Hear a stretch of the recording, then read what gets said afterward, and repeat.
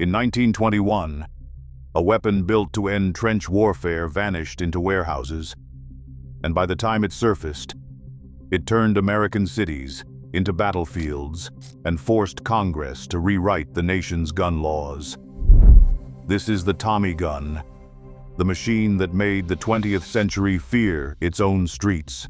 But the real story begins before the first shot was ever fired. How did a missed invention become America's most notorious legend? John T. Thompson spent the war years chasing a single idea, a gun that could sweep a trench clean. He was not just another armchair inventor. As a former United States Army Ordnance officer, he had seen what machine guns did to men in the mud of France. Rifles were too slow, too long, and too clumsy for the chaos of no man's land. Thompson wanted something a soldier could carry alone, something that unleashed a storm of bullets at close range. He called it the trench broom. By 1918, the design was nearly finished. The Annihilator prototype was ready to ship to Europe for testing.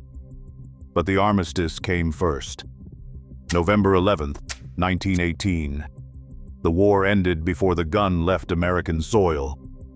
The trenches fell silent, and the demand for a new weapon vanished overnight. Thompson did not give up.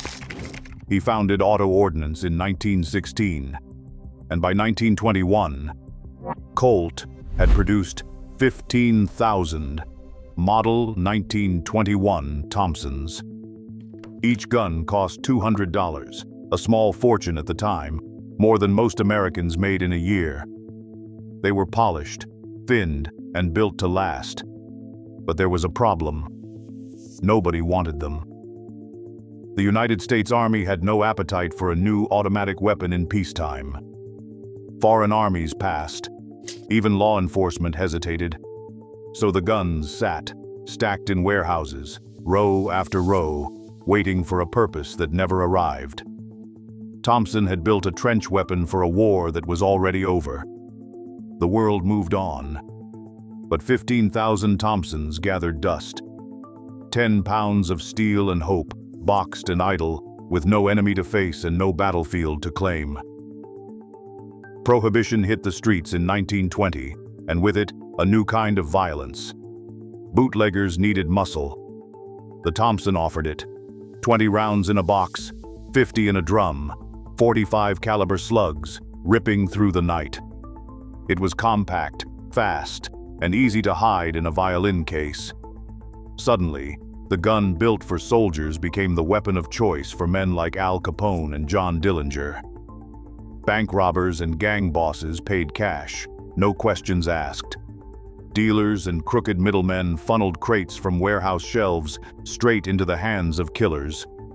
February 14th, 1929.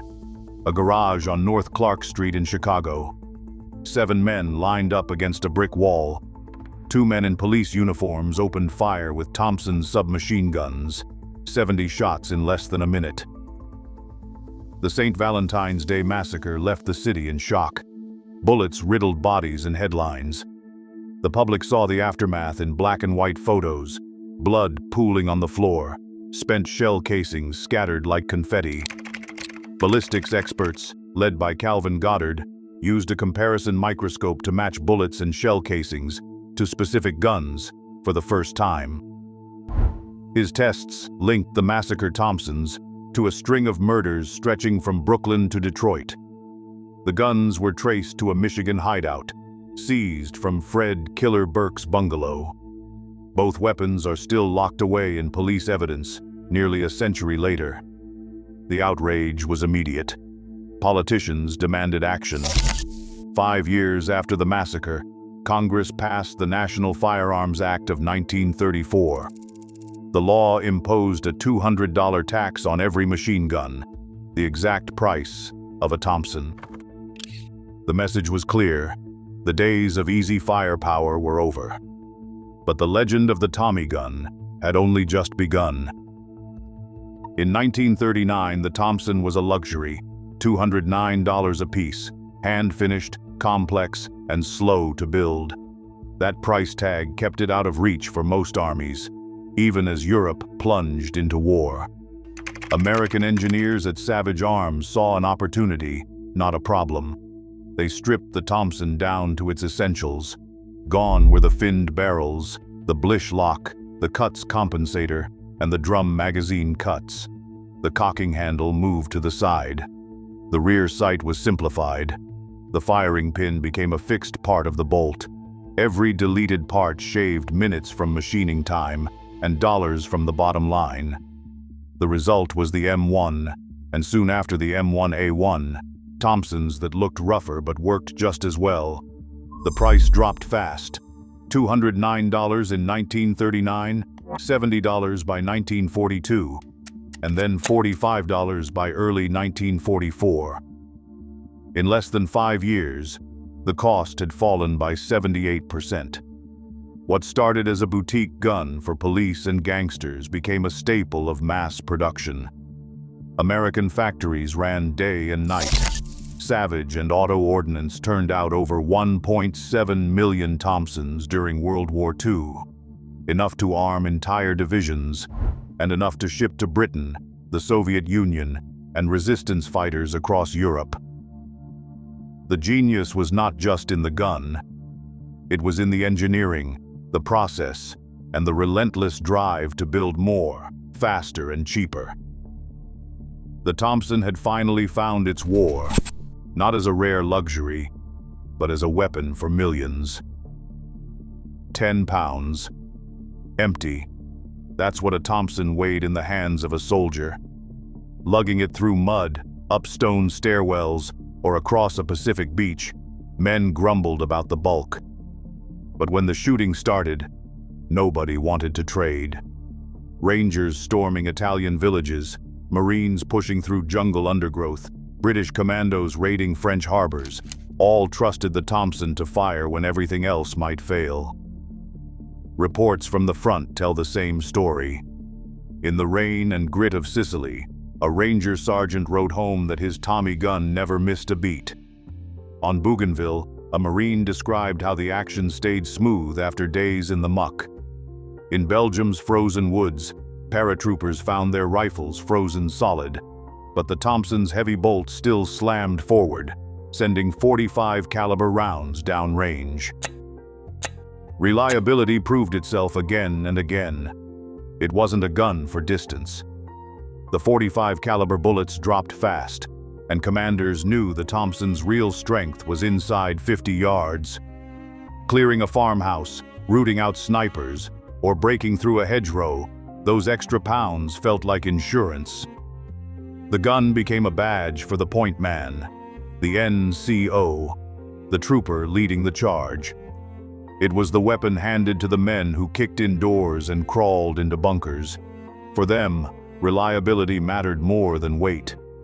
The Thompson wasn't just trusted, it was earned. If you carried one, you were expected to go in first and come out alive. No other Allied submachine gun had continuous production from the first day of World War II to the last. The British rolled out the Sten in 1941, cheap at $11, but notorious for jamming.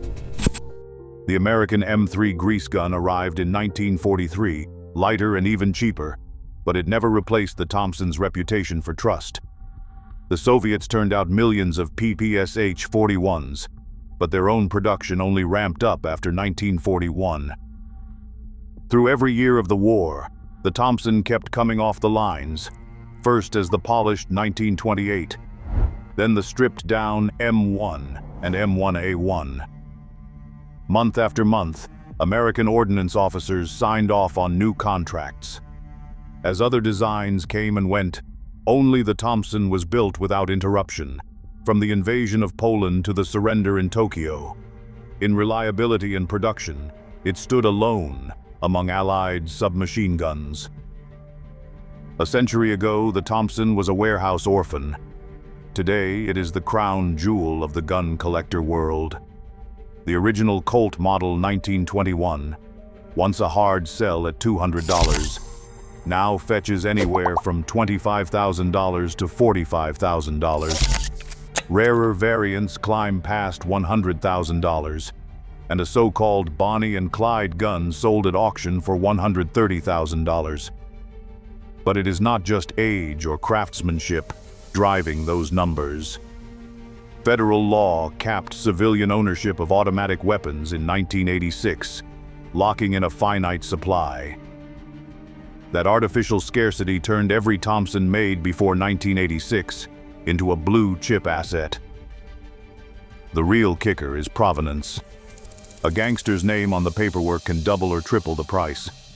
For collectors, it is less about firepower and more about owning a piece of American legend, part weapon, part myth, all status.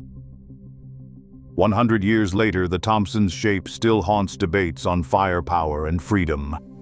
Its legacy echoes each time America weighs innovation against consequence. In every courtroom and auction hall, one truth stands. Some weapons outlive their wars, and they force us to reckon with the stories they leave behind.